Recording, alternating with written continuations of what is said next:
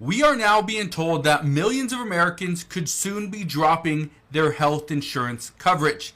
And it's not because they don't want the health insurance, it's just because they can't afford it.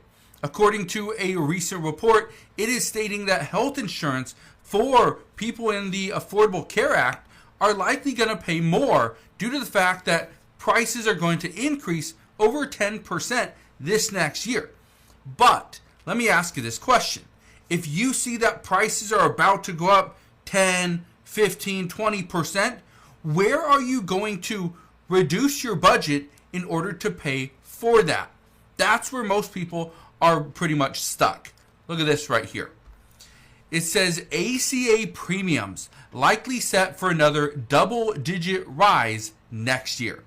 It says insurers are proposing a rate hike of about 14%, driven by rising healthcare costs, inflation, and the loss of enhanced tax subsidies. Okay, it is turning into a real problem. But I want to play something for you. Listen to this. So millions of Americans are dropping their health insurance coverage now. According to Health and Human Services, about 3 million fewer people enrolled in the Affordability Care Act health insurance this year. Health analysts say it's likely because federal subsidies expired, increasing plan costs and premiums. Our Elizabeth Schulze has more.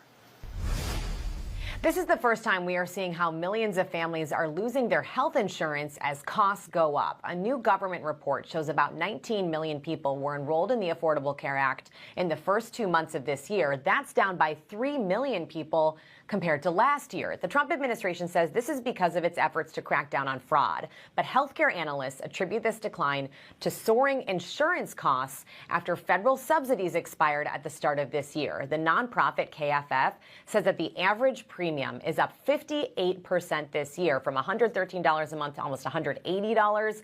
They do expect millions more people will be forced to drop their coverage this year amid those higher costs. And remember, those expiring subsidies were at the center of a fight on Capitol Hill last year that resulted in the longest government shutdown in history. So here's the problem. We are about to see more people just opt out of coverage due to the fact that they will not be able to afford it. But what the fight's going to be about, and again, I'm bringing this up because we know it's coming. We knew this was going to be an issue last year. It was the longest government shutdown in our history.